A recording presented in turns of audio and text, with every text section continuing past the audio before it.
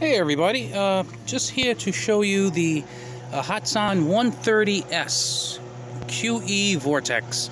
It is a 30 caliber break action air rifle, and as far as I know, it is the 130S and the 135S by Hatsan are the only big bore air rifles that are break action. By the way, excuse the noise, somebody's cutting grass behind me. But anyway, it is the only break action 30 caliber and the only break action big bore air rifle. As you know, most of them require pumps. Pumps can cost you $200 or so, and then you have to have the right quick disconnect, so they can be kind of expensive. Now, they tend to be more powerful and shoot a little faster and harder, but this is a cheaper way to get into big bore air rifles. So I'm just going to show you a close-up of this. This is about 48 inches and weighs about 10 pounds. Comes with fiber optic sights. You can see there, QE Quiet Energy, and it has a suppressor system inside to quiet it down just a bit. And you can see there, 30 caliber 7.62, made in Turkey. I like turkey, but not as much as chicken. But anyway, I digress. We have a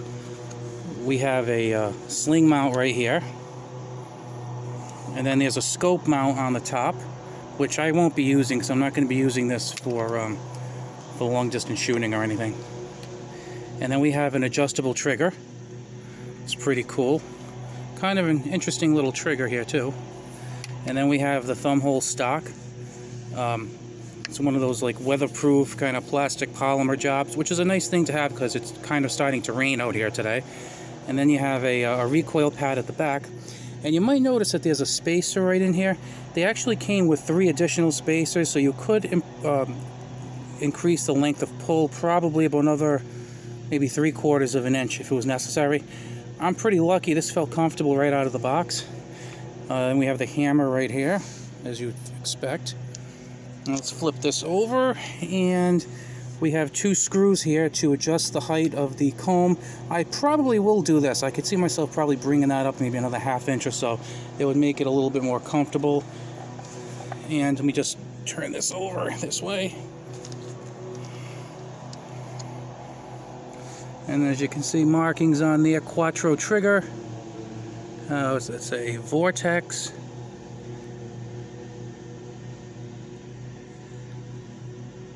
So pretty cool, good quality, and like I said, this is weighs 10 pounds and is 48 inches long. So what I'm going to do today is shoot a couple of water jugs, and I picked these up from Amazon.com. My wallet still has not recovered. These are Hades 30 caliber Diablo airgun pellets. They weigh 44 grains. These were the lightest ones I was able to get because there wasn't that much of a selection in the stores that I checked. And the ones that were available were either these, or they had like 120 grain, which would be good for like the Air Force Texans.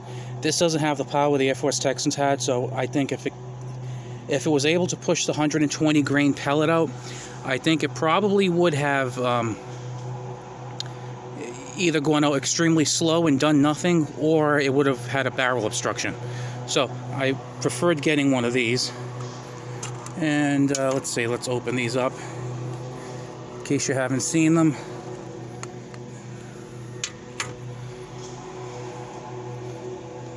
Oops. Pretty big pellet.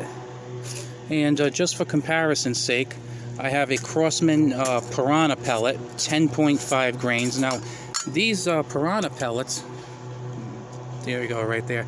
These Piranha pellets are actually about 50% heavier.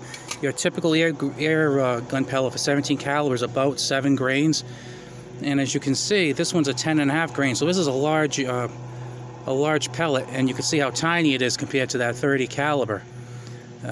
It's funny, I went to my local gun shop and I said, "Do you have any?" He goes, "No, we don't have any pellets." And when I told him 30 caliber, he said, "I've never heard of 30 caliber." And this is a place that's been around a while. He said, "Usually it's just 17 or 22. So I'm looking forward to getting this going. So I'm going to get everything set up, and I'll be back in a minute. Okay, everyone, I'm going to shoot the jug on the right with the 17 caliber and the one on the left with the 30 caliber. Okay.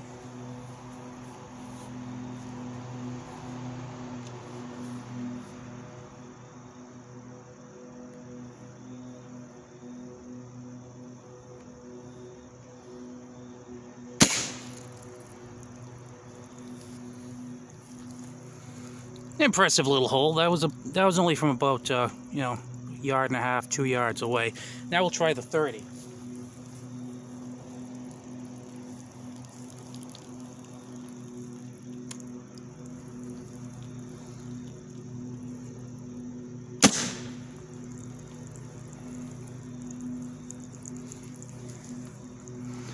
Well, let's go bring those up and see what happened.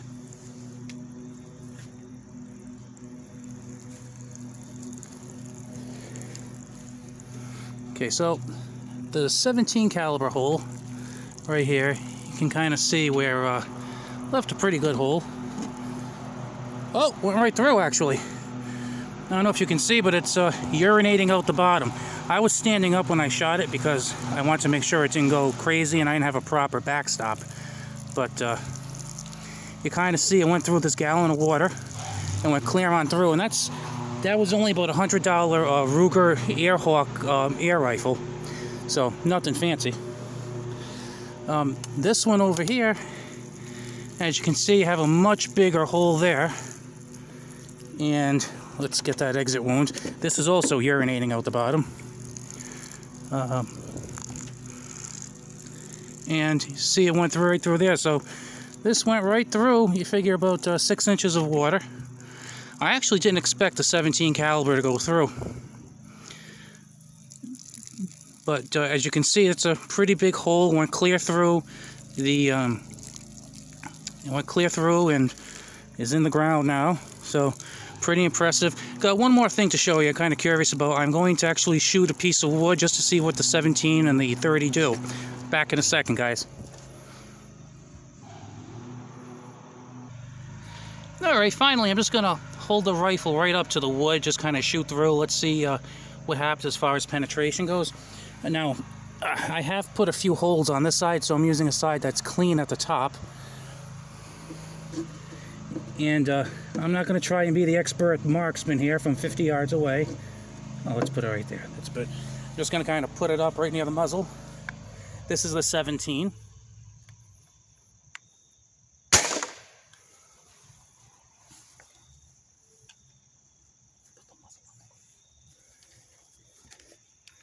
And here is the 30.